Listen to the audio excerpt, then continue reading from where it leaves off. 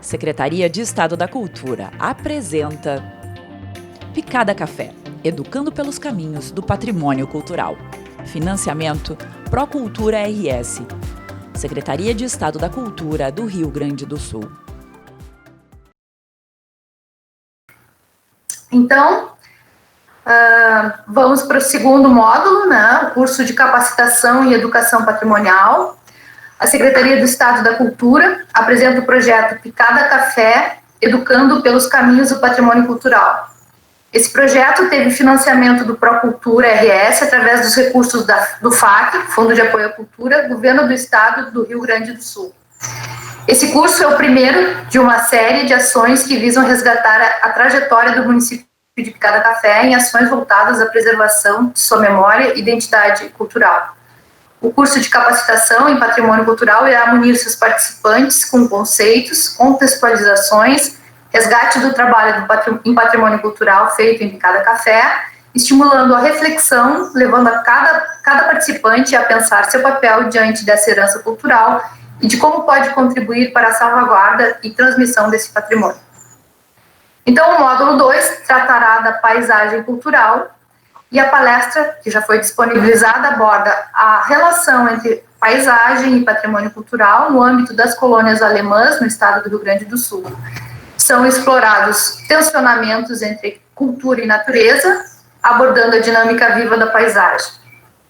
Hoje teremos a oportunidade de debater e tirar dúvidas sobre o assunto com o palestrante arquiteto Jorge Luiz Stocker Júnior e o debatedor também arquiteto Vladimir Fernando Stella. Vladimir Fernando Stella possui graduação em Arquitetura e Urbanismo pela Universidade do Vale do Rio dos Sinos, 1986, especialização em Conservação de Monumentos e Sítios Históricos pela Universidade Federal da Bahia, 1990, mestrado em Engenharia Civil, Construção pela Universidade Federal do Rio Grande do Sul em 2005 e doutorado em Planejamento Urbano e Regional pela Universidade Federal do Rio Grande do Sul. Foi chefe do Escritório Técnico 1, São Miguel das Missões, do Instituto do Patrimônio Histórico e Artístico Nacional, IFAM, de 2006 a 2009, e professor titular da Universidade de Cruz Alta, de 1998 a 2008.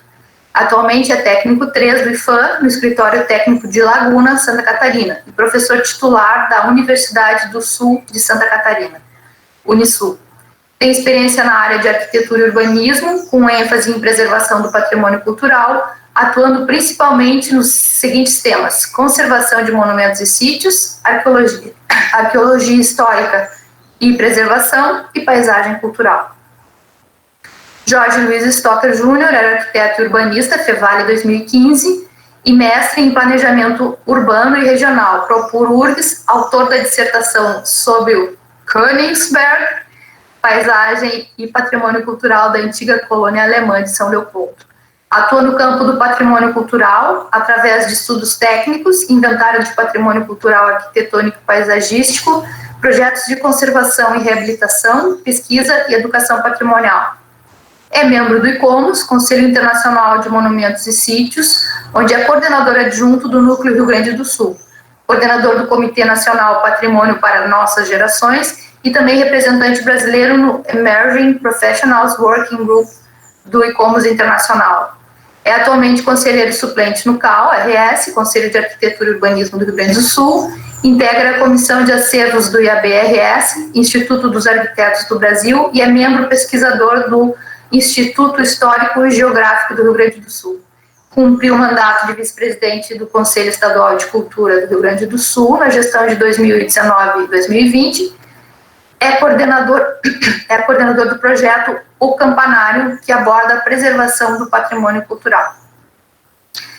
Agora, então, vamos iniciar o debate com as questões trazidas pelo arquiteto Vladimir e, em seguida, as respostas do palestrante. Desde já, ficam abertas as inscrições dos demais participantes, que podem ser feitas aqui pelo chat ou depois, diretamente, a partir das inscrições que a gente vai estar fazendo. Então, agradeço a espera de vocês nesses minutinhos e, então, passo a palavra diretamente para o Vladimir para começar o debate. Então, tá. Muito boa noite a todos e a todas. inicialmente queria agradecer o convite feito pelo Jorge para participar, né, desse debate, que é bastante interessante, nós estarmos pensando, né, essa questão da paisagem cultural, que é um assunto que, na realidade, sim, a gente às vezes fica esperando muito para que as entidades, governos, né, estaduais, municipais ou governo federal tragam reconhecimento, né, mas, na realidade, eu acho que não tem essa necessidade, né, eu acho que o patrimônio cultural, de um modo geral, mas principalmente a paisagem cultural, é uma questão bastante, quase que, digamos assim, íntima, né, da comunidade. Então, eu não vejo, né, a necessidade de ter um reconhecimento externo disso, né. O mais importante é o reconhecimento interno das próprias pessoas sobre aquele seu momento, seu local, né, que até o Jorge muito bem fala também, né, eu debati isso na minha tese, né, sobre que a paisagem não é, né, um espaço só, né, ele é um espaço carregado de emoções, né, então eu vejo assim, né, e cada um de nós vê esses espaços de uma maneira diferente, né. Então, assim, eu até costumo dizer que perceber uma paisagem, né, cultural, ela pode ser comparada a uma fotografia, né, que cada um dos observadores, cada um tira uma foto, né, ele bota uma carga cultural naquela foto, ele faz uma leitura de um determinado espaço ou evento, né, num momento específico, uma luz específica, uma emoção, né, e que não vai se repetir mais depois, né, então a foto, ela eterniza aquele momento, né, e o Richard Avedon, que é um fotógrafo americano, ele fala assim, quer ver, eu vou ler aqui para vocês, um retrato não se assemelha a nada, no momento em que uma emoção ou fato se transforma em fotografia, não é mais um fato, e sim uma opinião. Não existe imprecisão em nenhuma fotografia, todas as fotografias são precisas, nenhuma delas é a verdade. Então, nesse sentido, eu vejo, assim, os próprios detentores do conhecimento e agentes do espaço, né, que são realmente as pessoas que vão conseguir fazer a preservação dessa paisagem cultural, né. Então, para isso, né, as pessoas têm que elas mesmas reconhecerem essa paisagem, né. Então, não sei o que o Jorge gostaria de comentar um pouco sobre isso, sobre essa questão, né, de as pessoas serem as próprias detentoras, reconhecedoras, né, e preservadoras da sua paisagem cultural. Tudo bem? Eu respondo agora? Pode ser, eu acho que... Isso, podemos ir conversando, assim. Vamos conversando, porque senão vai ficar muito... Claro. Eu conversando um monte depois, eu acho que a gente podia... Então tá, primeiramente, eu gostaria novamente de agradecer a equipe do projeto também, por toda essa base, toda essa oportunidade que estamos tendo aqui, e a presença do Vladimir a tua tese foi muito presente no momento em que eu estava preparando a minha dissertação de mestrado, né? Foi o trabalho que eu analisei também na disciplina de metodologia, então ajudou bastante a pensar algumas questões mais ampliadas de paisagem, né? A partir do teu trabalho no ambiente missioneiro, foi possível trazer uma inspiração aqui também para a antiga colônia alemã de São Leopoldo. Eu acho esse teu comentário muito pertinente, né? Porque eu entendo que a gente precisa esquentar mais a ideia de paisagem, né? Com esquentar eu quero dizer trazer as pessoas, né? Trazer a comunidade como agente, como protagonista de qualquer processo de reconhecimento de uma paisagem. E, de fato, pensar em reconhecimentos externos que venham não de forma a contemplar um reconhecimento local, mas de forma a trazer um conhecimento exótico, digamos assim, para o local, é uma visão de patrimônio já ultrapassada, né? A gente viu isso muito ser feito desde a década de 30, a gente vê em alguns poucos casos isso acontecendo, e o quanto isso não funciona. Eu acho que deve ser do teu conhecimento. Existe um documentário que se chama Vale Tombado, que foi feito em Santa Catarina, em relação a uma região de imigração alemã que se pensou em tutelar como paisagem, mas no fim das contas se optou por um tombamento de território, e foi um processo que foi feito de uma forma muito difícil, assim, em relação àquela comunidade, e me parece que demonstra, né, o quanto o problema é um pouco diferente. O problema é um pouco diferente do que chegar com um tombamento protegendo tudo, né? É um problema de construção disso junto com a sociedade, dessa compreensão, dessa visão. E acho, por isso, a tua fala muito pertinente. Também não no sentido que eu acho que foi muito comum também, por muito tempo nas políticas públicas, de um órgão de preservação vir trazer uma verdade, convencer essa comunidade dessa verdade, mas pensar essa verdade, né, com a comunidade. Eu acho que isso é interessante, porque o técnico, né, seja aquele que tem uma formação acadêmica, uma formação técnica, mesmo uma graduação, seja o próprio gestor que está no órgão de preservação, ele tem o que contribuir com essa comunidade, né? A gente não pode negar esse papel. Ele tem o que contribuir com o seu conhecimento como um mediador desse conhecimento junto com a comunidade. Mas, de fato, coisas implantadas, assim, de cima para baixo, não costumam funcionar, e acho que não deveriam levar mesmo o nome de paisagem, né? Não sei se tu pensa isso, mas não me parece que estamos falando de paisagem quando a gente implanta uma visão externa e não ouve a própria sociedade, a própria comunidade local. Eu tendo a achar muito interessante, até citei na palestra o caso do Convênio Europeu de Paisagem, porque ele trata, né, mesmo no seu escopo técnico, no seu escopo de norma, ele coloca que paisagem é aquilo que é percebido pela comunidade, pela sociedade, né? Então é muito difícil a gente trabalhar em outra... Eu entendo que hoje, né, nessa altura do campeonato, digamos assim, é muito complicado a gente trabalhar em outra sintonia do que isso, né? A gente trabalhar ainda com aquela visão mais pictórica, de pegar um imóvel, por exemplo, Picada Café tem paisagens fantásticas em termos, assim, de visualidade mesmo, né? Essa área rural que ainda se preserva, com casas de chaimel, mas me parece que pegar só isso, né? Só esse físico, esse elemento, esse plano de fundo verde é insuficiente, né? E não compreender todo o imaginário que cerca isso, né? A forma como essa comunidade percebe isso. Agora mesmo na entrada, antes do começo da gravação, nós estávamos ouvindo os sinos tocarem ali, de algumas pessoas que estão morando próximo da igreja de Joaneta, segundo o comentário. Então já é como se como eu conheço Joaneta, eu já imaginei ali aquele conjunto da Joaneta, com aquela igreja, com o relógio, e aquele som do sino ecoando por aqueles vales que vão para todos os lados ali. Então tem tanta coisa que faz parte desse imaginário, né, tão além do que um exemplar arquitetônico e o Morro Verde, no fundo, assim, como às vezes se simplifica, né.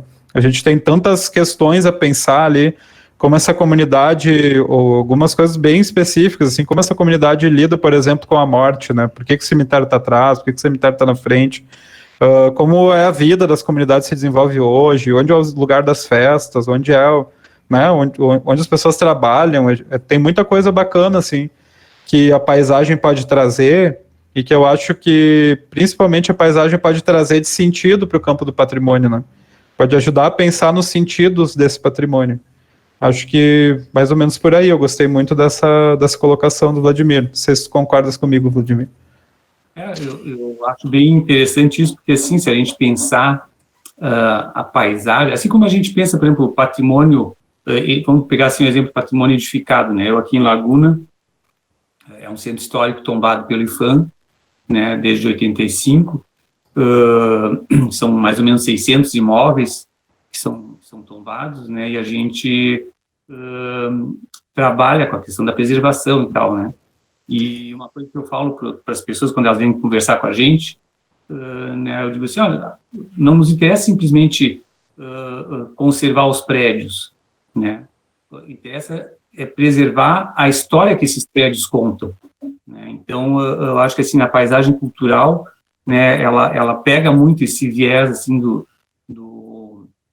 porque não adianta ter um monumento mudo, né? Um monumento não pode ser mudo, ele tem que falar, e a paisagem ela fala muito, né? A paisagem cultural ela fala muito, inclusive assim quando estava escutando os sinos que falasse, eu estava pensando, mas isso é uma paisagem cultural, né? O som dos sinos, eu fico imaginando assim, a comunidade, né, com a igreja, imagina se parasse o som do sino nos horários que normalmente tocava, né?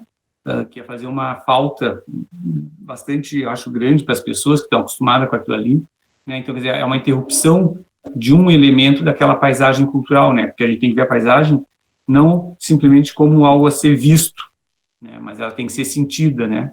A paisagem cultural, acho que o cerne dela vai dentro disso, assim, não é algo apenas visível, né? De se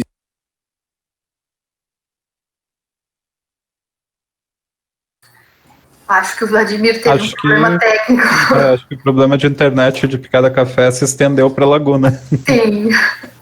Mas então, acho que eu já posso ir fazendo algum comentário enquanto ele volta, né? Claro. Eu fiquei pensando também a respeito da fala que o Vladimir trouxe, que ele acredita que seja mais importante o reconhecimento das pessoas do local do que um reconhecimento que vem de fora, né? E me parece que sim, mas que também a paisagem é uma forma de a gente refletir de forma bem prática, assim, a gestão desse território, né? Como é que esse território vai se gerir?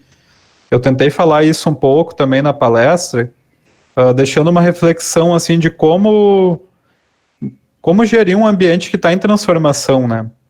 Porque cada café, ela parte de uma realidade muito rural, com um pequeno núcleo urbano ali no momento da emancipação, na década de 90, e a gente já percebe um processo de urbanização muito intenso acontecendo. Não tanto na área central, por conta das áreas de preservação permanente que existem ao redor dos córregos, mas na Joaneta, por exemplo, é um bairro que cresceu bastante, se pegarmos assim, anos 90 até agora, é um bairro que se desenvolveu bastante, né? E não colocando aqui a urbanização como algo negativo, até porque, no meu caso, inclusive a minha formação, né, eu tenho mestrado em planejamento urbano, a urbanização não é em si uma coisa negativa, mas acho que a paisagem pode nos ajudar a refletir como gerir essa transformação que está acontecendo, né, para que ela aconteça de uma forma benéfica para o município de Picada Café e para o seu patrimônio, inclusive, né, para a qualidade da sua paisagem. Porque essa transformação e essa urbanização, ela pode ser como muitos outros municípios da região, que se descaracterizaram completamente, né, que perderam aquilo que identificava a sua paisagem, identificava a sua história, e se tornaram espaços urbanos banais. Tem até um termo que se utiliza muito na Espanha, que é a urbanalização, né, quando a gente urbaniza e banaliza um lugar. Então a gente perde tudo aquilo que identificava esse lugar. Então, no caso de Picada Café, como foi debatido também na palestra, né, a gente tem tantos elementos marcantes desse processo de imigração. A gente já começa com o nome Picada Café, né, que já está falando de paisagem no nome, né, ele já está lembrando aquelas picadas, né, aquelas estradas que foram abertas para a ocupação dos imigrantes. E tem tantos elementos marcantes de várias fases desse processo da imigração, dos anos posteriores à imigração, como é o caso já do que eu abordei ali como paisagem e germanidade, né? Quando a gente já tinha algum nível de modernidade chegando no local e se construiu, por exemplo, praticamente todos os templos religiosos da cidade, do município, eles já remontam a esse momento, né, mais posterior, mais erudito, com uma arquitetura mais elaborada acontecendo. E a gente tem isso como uma característica muito marcante, e a harmonia desses bens que estamos falando, arquitetônicos, com a paisagem natural em Picada Café, ainda é uma coisa paradigmática, assim, ainda tem uma qualidade incrível nessa paisagem. É uma paisagem que ainda não foi banalizada, ela ainda não é ruidosa, ainda é possível perceber ali uma qualidade de manutenção daquele ambiente, ainda que não existe uma paisagem congelada em Picada Café, tudo se transformou, tudo foi mudando. Mesmo essas casas mais antigas que ficaram, elas passaram por processo de transformação, como é natural e até desejável. Mas me parece que a ideia de paisagem, indo além do patrimônio, né, porque a paisagem ela amplia o debate do patrimônio, ela pode nos ajudar a pensar de uma forma mais ampla, não no segmento do patrimônio dentro do município, que é algo muito menor. Porque quando a gente pega, por exemplo, as preocupações de um município, a gente tem a educação, a gente tem a saúde, a segurança, o desenvolvimento econômico, e muitas vezes a gente tende a colocar o patrimônio como um detalhezinho que está ali no canto, né? E eu acho que, novamente, a ideia de paisagem, quando a gente puxa a nossa noção de paisagem dentro da política de patrimônio cultural, a gente consegue dar respostas para tudo isso. O que o patrimônio cultural tem a ver com educação, com saúde, com o desenvolvimento econômico, que por incrível que pareça, embora nos discursos mais corriqueiros a gente ouça uma oposição entre desenvolvimento e preservação do patrimônio, na verdade, preservar o patrimônio é desenvolvimento, né? Nem faz sentido fora do desenvolvimento. Então, é algo que me parece que a ideia de patrimônio, de paisagem pode trazer para o patrimônio. Porque a gente não está falando na preservação de espaços parados, de espaços estáticos, de coisas que ficaram do passado que precisam ficar paradas ali, como se fosse algo que perdeu seu sentido, mas que a gente guarda como uma relíquia, como uma coisa, um detalhe qualquer. A ideia de paisagem, ela é a raiz, é o DNA de um lugar. Então, a partir de um momento que a paisagem cultural é o DNA de Picada Café, a gente pode pensar o desenvolvimento econômico, o desenvolvimento urbano, como ele vai acontecer, o desenvolvimento humano, como ele vai acontecer nessa paisagem. Como que a gente vai desenvolver esse lugar, considerando essas qualidades, sem perder o desenvolvimento econômico, né? A gente não está negando o desenvolvimento econômico e muito pelo contrário. O que isso pode nos trazer, nos fazer pensar diferente? Tem um livro que é muito interessante e que foi até lançado pelo próprio autor, que é um francês, Aim Picada Café, na época, que é do Hugues de Varine. E, se eu não me engano, é As Raízes do Passado. Eu só vou confirmar o nome traduzido. As Raízes do Futuro, porque ele coloca que o patrimônio ele constitui as raízes para o futuro acontecer. E nesse livro, que eu repito, pela qualidade dos trabalhos já desenvolvidos de educação patrimonial em Picada Café, o próprio Hugues de Varine veio lançar em Picada Café esse livro no passado, né, há mais de uma década atrás. Ele coloca nesse livro, né, que a preservação do patrimônio cultural é desenvolvimento, né? A gente não está opondo dois valores diferentes. É impossível pensar no desenvolvimento local, segundo o Hugues de Varine, se a gente não pensar na preservação do patrimônio. Porque, do contrário, o que a gente está fazendo é um crescimento, né, desorientado, e o resultado disso a gente não precisa ir muito longe. Eu acho que Picada Café tem alguns municípios vizinhos que pode dar uma olhada, assim, e perceber o quanto se perdeu em termos de qualidade nesses outros municípios. Jorge, nós temos uma pergunta aqui. Eu só vou repassar uma mensagem do Vladimir aqui, que ele diz que ele está recebendo uma mensagem que não é possível acessar a reunião. Então, se alguém da equipe puder enviar o link para ele por WhatsApp. Aqui não houve pedido para entrar. Eu vou passar o número dele para vocês. De repente alguém da equipe do audiovisual possa adicionar ele. Tá, aqui recebido. Então, acho bem interessante essa colocação, assim, eu fiquei pensando como a cidade, ela precisa do patrimônio cultural para ser uma cidade diferente das outras, né, e para o próprio desenvolvimento, para a própria relação das pessoas, né, entre si. Eu acho a questão do patrimônio dentro do urbano, né, dentro da cidade, não sendo pensado como uma coisa alheia, mas junto, né? Isso aí a gente está vendo agora na revisão do plano diretor, né? Das áreas de interesse, mas também da cidade como um todo, né? A gente não se dá conta de como as coisas são juntas, né? Mas a Rosângela Cordeiro pergunta quais as ações de salvaguarda têm sido desenvolvidas junto à comunidade para a preservação dessa paisagem em transformação. Então, como eu estou participando como palestrante aqui também deste curso, eu não tenho conhecimento específico do que vem sendo desenvolvido atualmente em Picada Café, né? Talvez até depois alguém que esteja assistindo possa se inscrever. De repente, eu não sei se a Ingrid está presente, ela possa dar que é uma das mentoras desse curso, ela possa dar uma geral sobre isso. mas dentro do contexto desse curso eu posso responder que vai haver uma iniciativa de inventários participativos, e isso já é um bom começo, porque esse projeto de inventários participativos, que ele foi fomentado lá no âmbito do IFAM, ele vai ser aplicado a partir desse projeto de educação patrimonial com o auxílio da historiadora Josiane Malman e também da professora Patrícia Hansen, já constituem um instrumento de participação da comunidade no conhecimento dessa paisagem, em termos de patrimônio. Então, acho que, além de todo o trabalho que já foi desenvolvido no passado, mas acho que essa ação, ela retoma, de certa forma, alguma possibilidade de olhar junto com a comunidade para esse patrimônio, para essa paisagem, porque o registro do que tem interesse, do que tem, no fim das contas, interesse cultural, que tem valores simbólicos, vai ser feito pela própria comunidade, né? Com alunos, com os alunos, com a participação da própria comunidade, com a orientação de professores.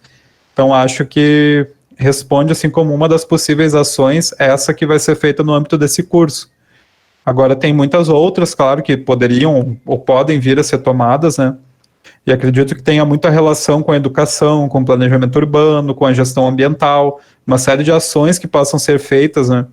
Tanto de compreensão desse território junto com a comunidade, quanto de troca de informações, né? Em que, como eu vinha falando com o Vladimir no começo da conversa, aquele que tem conhecimento técnico pode trazer um novo olhar para a comunidade, e a comunidade responde a esse novo olhar com a sua interpretação, né? Com a sua forma de compreender. Então, acho que essa espécie de troca precisa acontecer, né? E acredito que nunca seja tarde para começar. Acredito que seja um bom momento.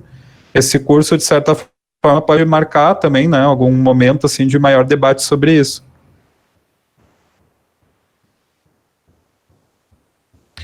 A Ingrid acusa no chat ali que ela pode contribuir, como a pergunta foi direcionada, me parece, à gestão pública.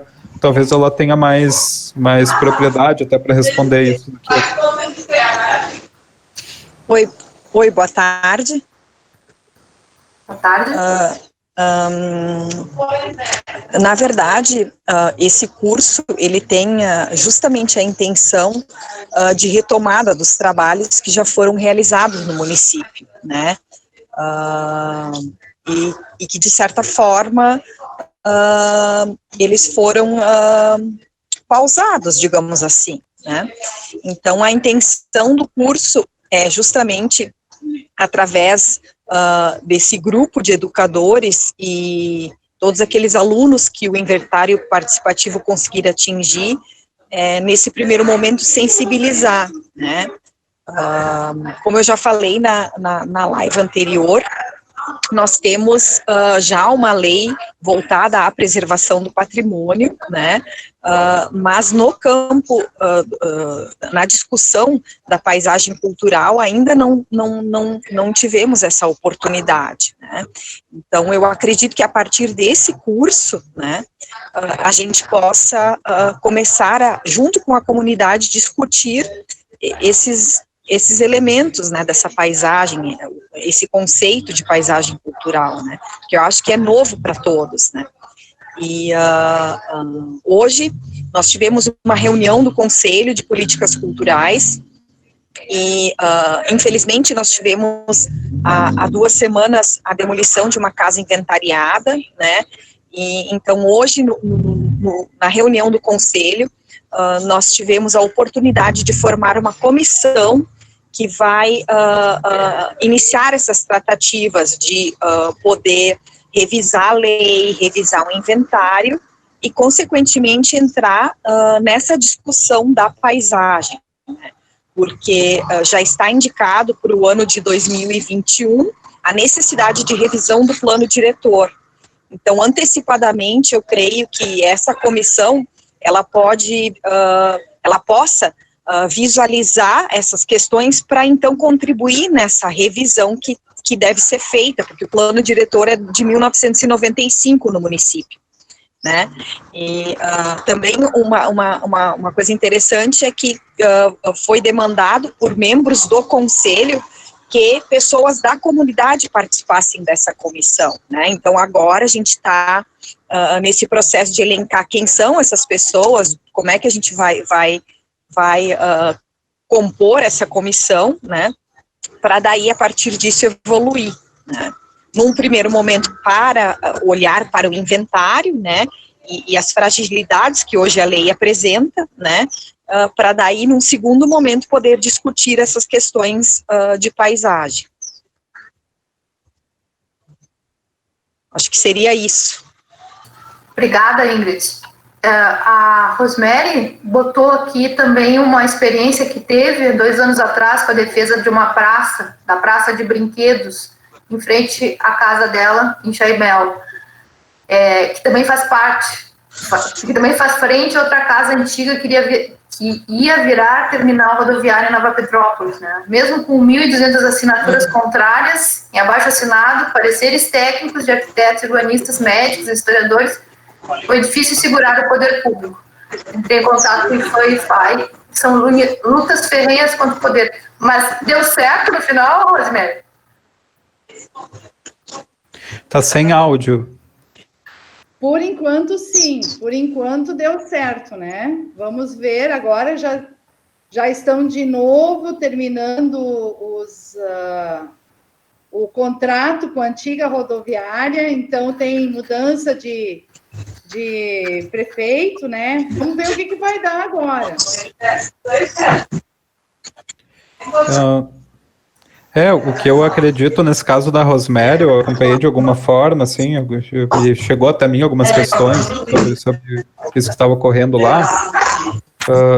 Eu só pediria para o pessoal fechar o microfone, que está dando um ruído aqui Mas, enfim, eu acho que ela demonstra um pouco também de quanto o reconhecimento oficial, não necessariamente sim o tombamento, né, mas o reconhecimento de uma gestão de paisagem, ele precisa ser prévio, porque o que acontece, não existe nesse caso desse entorno dessa casa nenhum tipo de reconhecimento prévio de que isso ali tem algum tipo de valor cultural, e uma vez que há um espaço público e não tem nenhum tipo de zoneamento urbano diferenciado incidindo sobre isso ali, o que for que a prefeitura quiser construir ali é possível, de fato, porque ele não tem um reconhecimento de que ele tem qualidades, né, que tem uma qualidade cultural, que ele tem uma qualidade histórica. Então, eu acho que a sensibilidade que a noção de paisagem pode nos trazer para o planejamento urbano é um pouco isso também, porque ela permite que a gente identifique quais os ambientes da cidade que têm qualidades e quais são essas qualidades. E, nesse caso, quando se pensa numa intervenção, por exemplo, a cidade precisa de um terminal de ônibus, provavelmente ela precise mesmo de um terminal rodoviário, mas em que espaço isso pode acontecer, né? Ou instalando um terminal rodoviário em determinado lugar, ele vai manter suas qualidades ou não? Se eu tenho uma qualidade mais bucólica, uma qualidade mais, né, de um espaço verde, de uma paisagem histórica, será que encher de ônibus, né, de poluição, de barulho pesado é bacana? Será que é bacana, né? Agora, a gente vinha falando, o Vladimir comentou também sobre a paisagem sonora, né, que a gente escutou no começo da live, o sino da joaneta tocando na casa de alguém. Se eu instalo um terminal rodoviário do lado dessa igreja, eu vou ouvir mais o barulho dos ônibus do que o barulho dos sinos, né? Então, a gente tem alguns cuidados para tomar. É claro que a cidade precisa do terminal rodoviário, mas ele não precisa acontecer necessariamente num espaço onde ele vai desqualificar, descaracterizar ou reduzir a qualidade de vida de um ambiente, né? Então, acho que é um pouco essa sensibilidade que a noção de paisagem pode trazer quando estamos fazendo o planejamento urbano, para que a gente pense a cidade além dos números, né, que a gente vê muitas vezes o plano diretor sendo um grande apanhado de números, de índices de ocupação, quantidade de andares que a cidade pode subir, a largura de via, quantidade de área, de massa construída, e muitas vezes um pouco refinamento no cuidado assim, com essa parte mais simbólica, e que parece uma coisa tão distante, mas é a primeira forma como a gente percebe um lugar, né? Quando a gente está na rua de uma cidade, a gente não percebe índice de aproveitamento, taxa de ocupação, né? A gente percebe a paisagem como algo muito próximo ali, a gente percebe essa relação entre as massas e o pedestre, essa arborização ou não, esse barulho intenso ou não, esse trânsito rápido, esse trânsito devagar, se tem crianças caminhando, se não tem, só tem carros, a gente percebe isso, a gente não percebe números. Então, a paisagem cultural é como a gente vivencia um ambiente, né? Como a gente vivencia, como a gente, como vamos dizer, o nosso engajamento com o ambiente onde vivemos é através da paisagem. Então, faz muito sentido que o planejamento urbano olhe para a questão da paisagem, né? Porque, do contrário, a cidade está sendo planejada para números, para coisas distantes, né, de nós, ou para planilhas, né, de Excel, e não para pessoas, de fato, né? Jorge, tu Oi. queria trazer, então, os questionamentos que foram deixados lá na apresentação, é isso? Eu só pergunto se o Vladimir já voltou, de repente. Não. Eu vi que ele entrou e logo caiu novamente, deve ter dado um eu não estou vendo ele aqui, não.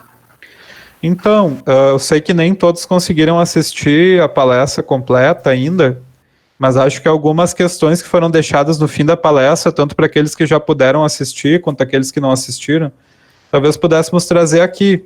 Eu não sei se vai haver a disponibilidade de vocês para responderem, ou pelo menos que a gente pudesse refletir juntos. Porque no final da palestra eu deixei algumas perguntas, assim, que me surgiram também durante enquanto eu formulava a palestra. Por exemplo, eu vou ler elas e quem quiser refletir junto, né, a gente não precisa aqui de uma resposta técnica, né, acho que todos podem arriscar dar a sua resposta, porque ela tem muito valor, né, a gente ouvir vocês vai ter muito valor também para o andamento desse curso. Então, deixei esses seguintes questionamentos na palestra, né, quais as características mais marcantes da paisagem de Picada Café? Me parece que é um tema que a gente pode debater hoje aqui rapidamente. O que é característico, né, de Picada Café? Como a paisagem cultural de Picada Café representa a cultura local? Então, de que forma, né, quando a gente circula por Picada Café, de que forma essa paisagem nos comunica, nos fala sobre a cultura local? Sendo paisagem tudo que a gente já comentou, né? Vai desde a visualidade, o ambiente construído, até esse ambiente sonoro, até como a pessoa se relaciona, como a gastronomia do lugar funciona, enfim. E dentro dessa reflexão eu deixei também a pergunta, o que disso, né, o que a gente quer levar para o futuro, disso que a gente identifica como marcante e como representativo da cultura local. E a pergunta de se a gente pode intervir nessa paisagem sem perder isso que a gente listou, sem perder o que a gente considera único e característico. Se a gente pode intervir, se a gente pode crescer, se a gente pode... Como, né? Vamos refletir juntos aqui, como é que a gente pode desenvolver. Eu acho que é desejável, todo mundo quer o desenvolvimento, mas sem perder essas características que a gente identifica como relevantes, né? O Vladimir chegou com outro nome. Bem-vindo de volta. Acho que a gente tem algumas respostas ali, eu não sei se vocês quiserem falar por áudio, vídeo também, ou a gente pode também ler as respostas ali. Não sei se o Vladimir quer dar uma palavrinha agora que voltou, ou a gente continua nas perguntas. Acho que eu vou ler então as respostas. A Susana Verli, ela citou o vale e os morros com muito verde, como essas características da paisagem, né, que são marcantes. Eu acredito que sim, né, isso eu vinha comentando na leva anterior ali, quando estava discutindo com o Vladimir, o quanto ainda tem qualidade a paisagem de Picada Café em relação a muitos dos municípios vizinhos, né? Porque a gente ainda tem essa possibilidade de perceber esses ambientes, esses remanescentes de áreas rurais e mesmo esses ambientes urbanos. Eu tenho uma fotografia que eu gosto muito da Joaneta mesmo, que é uma das áreas mais urbanizadas, e que a igreja ela ainda é muito mais alta, né, do que qualquer outra edificação ali naquele núcleo. Então, de qualquer lugar que a gente perceba esse núcleo da Joaneta, seja lá do Morro do Vento, seja lá do outro lado da BR, naquela parte mais alta, seja lá descendo de Santa Maria do Herval, a gente sempre vai perceber aquele núcleo da Joaneta da mesma forma, né? A gente sempre vai perceber ele como um espaço diferenciado. E justamente por essa presença de um elemento histórico marcante, mas também da relação desse elemento histórico marcante com esse vale, né, que circunda. Então, acho que é algo a se pensar muito, com muito cuidado. A gente tem muitos exemplos de como pode se descaracterizar isso, né? Se alguém pensa que o fato de ser uma área, esses morros serem muito íngremes, impede uma urbanização, a visita em Bento Gonçalves e Caxias do Sul. Porque vocês vão perceber o que é uma área que se urbanizou intensamente, praticamente descaracterizando todo o seu potencial paisagístico. Quem visita o centro de Bento Gonçalves, por exemplo, vai perceber que ele está numa área de grande inclinação, né? E é muito difícil perceber aquele pequeno núcleo histórico que existe no centro de Bento Gonçalves, porque dentro dele, ao redor dele, existem torres muito grandes, praticamente sufocando a percepção de que aquilo ali é um centro histórico.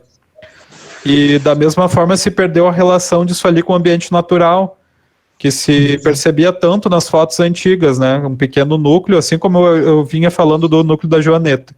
Um pequeno núcleo em relação ao lugar onde ele está, né? E em Bento, por exemplo, é um lugar no centro onde isso se perdeu. E definitivamente se perdeu esse tipo de relação. Então, acho que vale a pena pensar com carinho nisso, né? A Rosemary Fritzen, eu só vou terminar de ler aqui e eu já passo para o Vladimir, então. A Rosemary Fritzen, ela coloca natureza, jardins e casas bem cuidadas, a história e a cultura, educando e vendo o potencial desses espaços. Andrea Heimann coloca, os morros de Picada Café me trazem aconchego, sinto muita falta quando estou em outros lugares, por exemplo, no litoral. A Cynthia Schreller, sempre junto às casas em Chaimel tinham plantas como a camélia, que caracterizam hoje que ali havia uma propriedade.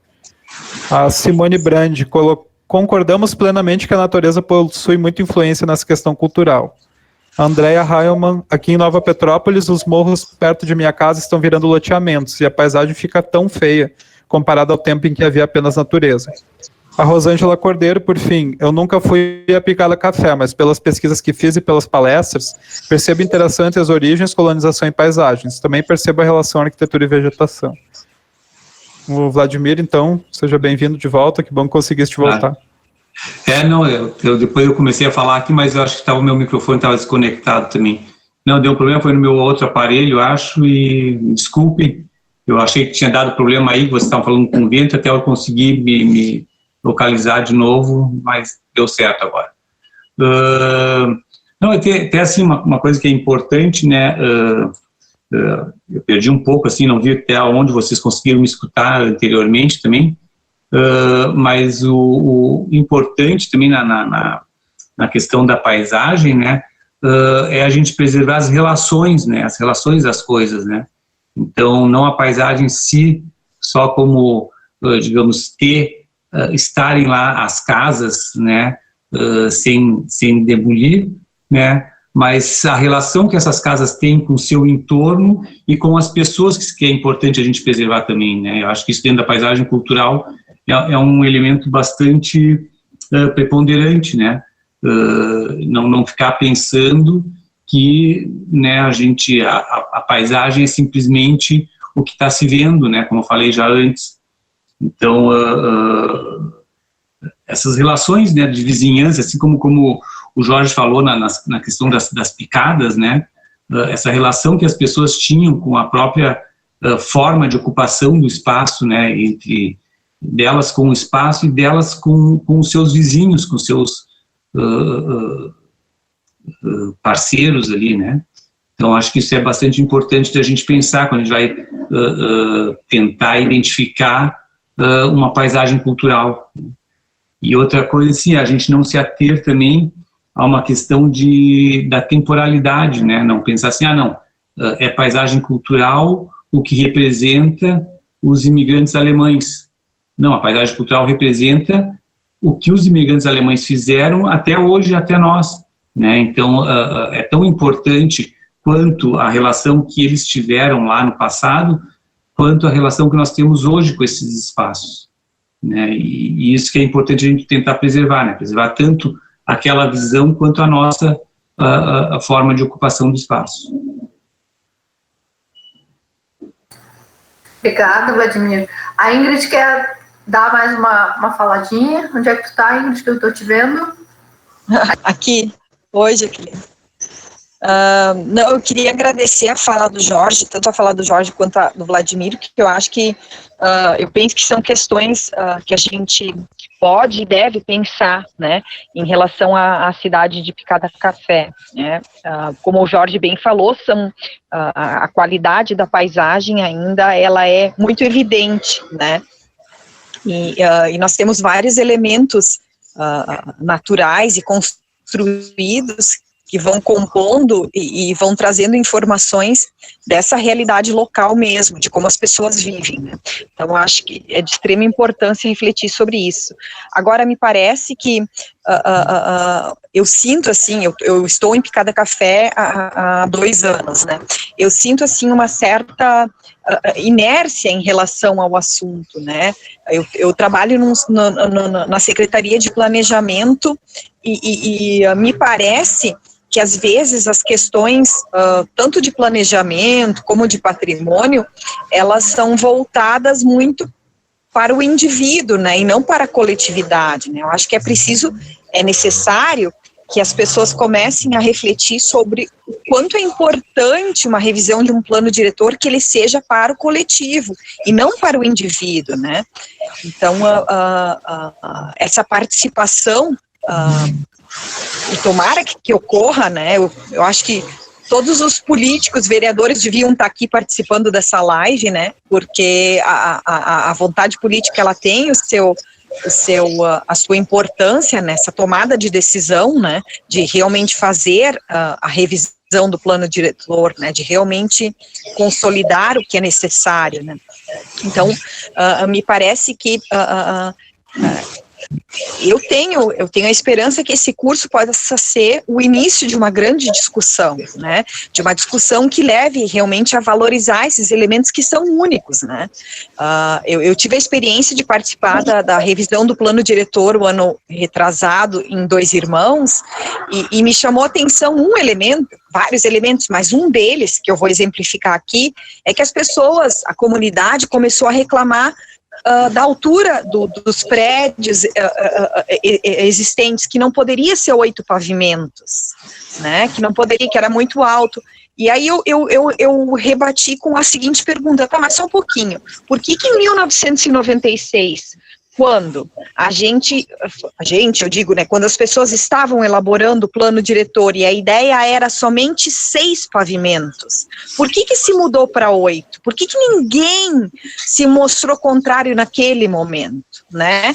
Então, eu acho que é muito necessário a comunidade refletir sobre esses aspectos, né? Então, é isso que eu queria contribuir. Ingrid, bom te ver. E assim, eu acho que tem uma questão que muitas vezes as pessoas não aí que eu digo assim, que tem o papel do técnico, né, dentro da comunidade, né, é mostrar para eles quais são os reflexos das suas decisões, né. Então, de repente, ninguém falou na época lá dos 8 pavimentos, porque ninguém vislumbrava como é que ficaria a paisagem, né, com edifícios de 8 pavimentos, né. Então, talvez se os técnicos tivessem feito umas maquetes eletrônicas e tal, sei lá, alguns perfis e tal, e mostrado para eles, talvez eles tivessem se dado conta, né. Mas tem um problema, assim, que eu acho que, assim, é um problema bastante grande do todo o Brasil, né, todo o país nosso, que tem uma preponderância muito forte da propriedade privada sobre o bem coletivo, né. E isso é uma coisa assim que, puxa, tem que reverter isso, senão a gente não vai conseguir, porque eu me lembro assim, quando a gente trabalhando no plano diretor aqui de Laguna, foi em 2009, 2010, que foi quando eu vim para cá, tinha reuniões de toda, né, tinha aquele conselho do plano e tal, né, foi feito um trabalho grande, e de repente aí foi para a Câmara de Vereadores e os vereadores mudaram o plano de acordo com o seu bel prazer, sabe, com seus interesses particulares, né, e muita gente não fez nada, né. Teve um episódio que foi bem interessante, que eles queriam lotear permitiu o loteamento de uma área de preservação, que é o Gravatá, que chamam aqui, e aí sim a comunidade se mexeu e não deixou, sabe? Daí foi em cima, foi no Ministério Público e conseguiu reverter e não deixar acontecer isso, né? Então, aí está o papel, acho, do técnico, né, que antes eu estava conversando, nós estávamos falando, não sei se você chegaram a escutar tudo que eu falei sobre isso, né, da importância do técnico e dos órgãos de preservação estarem trabalhando em conjunto com a comunidade, né? Não é o órgão de preservação impor a sua vontade, mas ele trabalhar em conjunto com a comunidade, até para mostrar para a comunidade essas coisas, né? E assim, dentro quando eu trabalhava lá nas missões, né, aí dentro da minha tese, que eu até abordei isso, que houve, né, lá na região, a gente tem lá um patrimônio imenso de várias, principalmente da imigração alemã, tem assim, um patrimônio muito grande em toda a região, e que ele está escondido. Está escondido por quê? Porque desde 1925, né, o governo estadual e depois o governo federal, a partir do tombamento em 38 de São Miguel, deu a entender que o grande patrimônio eram só os vestígios das missões, né, não mostrando a importância do outro. Então aí também tem o papel, né, dos órgãos, enfim, dos órgãos de preservação, das prefeituras e tal, né, de mostrar, né, a importância de todos esses elementos do patrimônio, né, que existem na região, né. Então aí em Picada Café é um local menor e tal, né, eu acho que talvez seja mais fácil, né, digamos assim, conseguir mostrar isso, né, mostrar para as pessoas, porque às vezes a gente está assim, quando a gente está no meio da floresta, muitas vezes a gente não enxerga as orquídeas, né. Então, às vezes a gente sai da floresta ou vem alguém diferente e mostra para a gente aquela orquídea que a gente não está mais enxergando, né? Então, às vezes tem que ter essa visão também de alguém de fora, de alguém técnico, demonstrando, né, a importância e a riqueza dessa paisagem que se tem na região, né, para essas pessoas, né? Então, assim, o técnico no sentido de abrir, né, a mente das pessoas para isso, não como uma imposição. Obrigada, Vladimir. Bom, a gente está chegando agora ao final, né, desse nosso encontro. Então, eu vou dar a palavra, então, para o Jorge, para fazer a sua despedida, suas palavras finais, e aí depois eu volto para ti, tá, Vladimir? Pode ser? Claro. Então, só gostaria de agradecer novamente a oportunidade de debater esse tema. Eu tive esse vínculo através da pesquisa de mestrado, né? Picada Café faz parte da antiga colônia alemã de São Leopoldo, que foi o território estudado nessa dissertação de mestrado, mas já tem um vínculo muito anterior a isso, justamente por essa série de ações muito qualificadas em educação patrimonial que aconteceram nas décadas passadas. Sempre me despertou muita curiosidade e acabei conhecendo mais Picada Café justamente por essa informação a partir dessas ações que se desenvolveram aí. E reforço, né, o autor que eu citei aqui, o Iges de Varrini, ele não à toa lançou esse livro em Picada Café, né, então demonstrando assim um reconhecimento da qualidade do que se desenvolveu aí nas décadas passadas.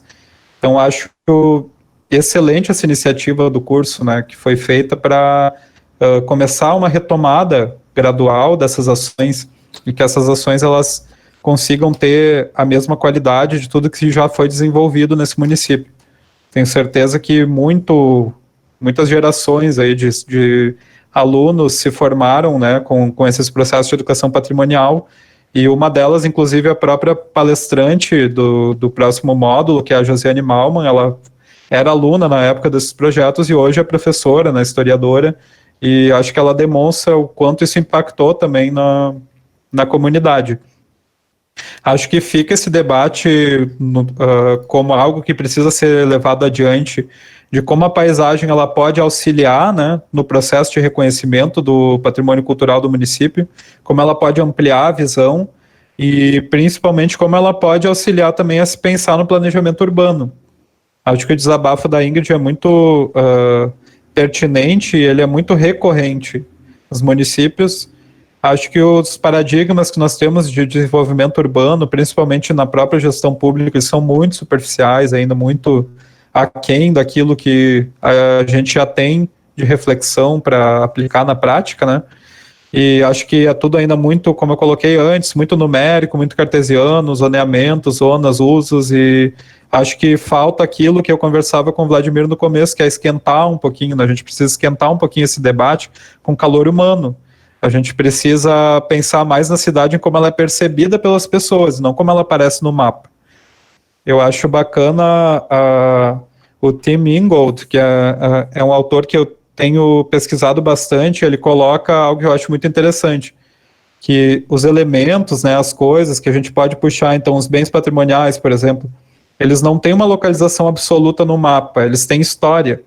E história é uma narrativa, e essas coisas, como o Vladimir chamou a atenção, se relacionam, as coisas têm relações humanas entre si, sociais, tem todo um tecido social acontecendo ao redor desses bens patrimoniais e dessa paisagem.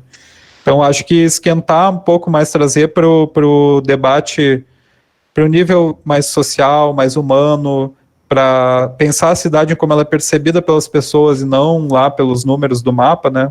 Inclusive pelo retorno que isso vai dar também.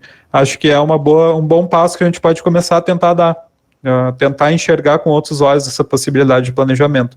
Mas agradeço novamente a oportunidade de ouvir todos também que deram sua contribuição ali a respeito das questões, e quem ainda não assistiu a palestra, ela vai ficar no ar, né? Então fica também, pode se comentar lá no sistema do Google Classroom também, e agradeço a companhia de todos, do Vladimir, também é um prazer poder compartilhar contigo aqui dessa mesa. Obrigado. Obrigada, Jorge. Agora, com a palavra, Vladimir. Bom, eu quero pedir desculpas, né, pelo ocorrido, assim, que deu esse problema aí de conexão, tá? Mas é bem isso, sim, né? Eu acho que, sim, me põe à disposição também, tá, de vocês, quando quiserem continuar esse debate, assim, né, que ficou meio interrompido aqui da minha parte, eu fico à disposição de vocês, né? E assim, ó, na Espanha, né, eles têm um levantamento bastante grande da questão da paisagem, né, e esses levantamentos são utilizados para os planos diretores e planos regionais, né, os planos regionais da região da Andaluzia, eles têm ela praticamente toda, né, classificada em paisagens culturais, né, inclusive com paisagem degradada, né, eles chegam a classificar a paisagem degradada que ela deve ser não preservada, mas melhorada, né, então a questão da paisagem é bastante importante para eles lá, e ela é uma grande ferramenta de planejamento urbano e regional, que eu acho que isso a gente está faltando utilizar aqui, né, porque se a gente vai pensar na paisagem cultural dentro desse viés, como a gente já estava falando, né, não só o visual, mas o emocional junto, né, isso vai nos dar dicas muito melhores de como planejar nossas cidades, de como levar elas adiante,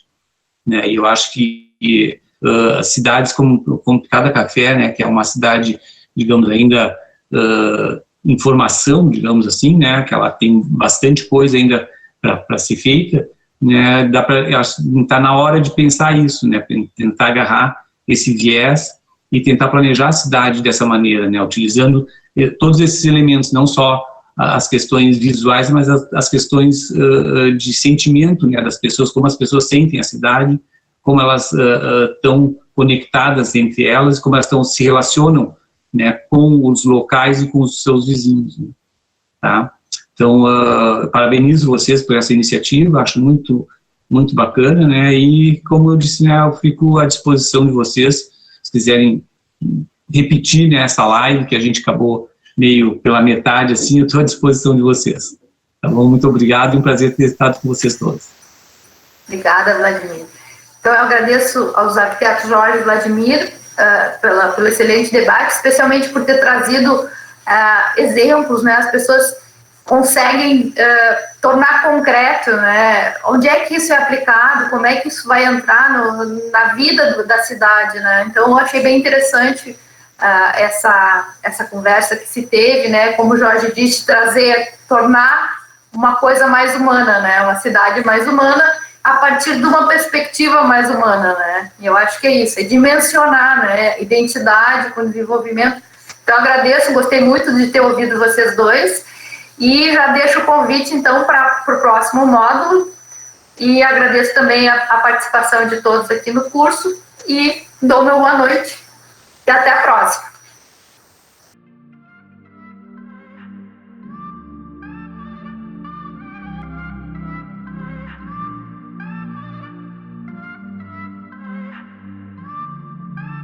Financiamento Procultura RS, Secretaria de Estado da Cultura do Rio Grande do Sul.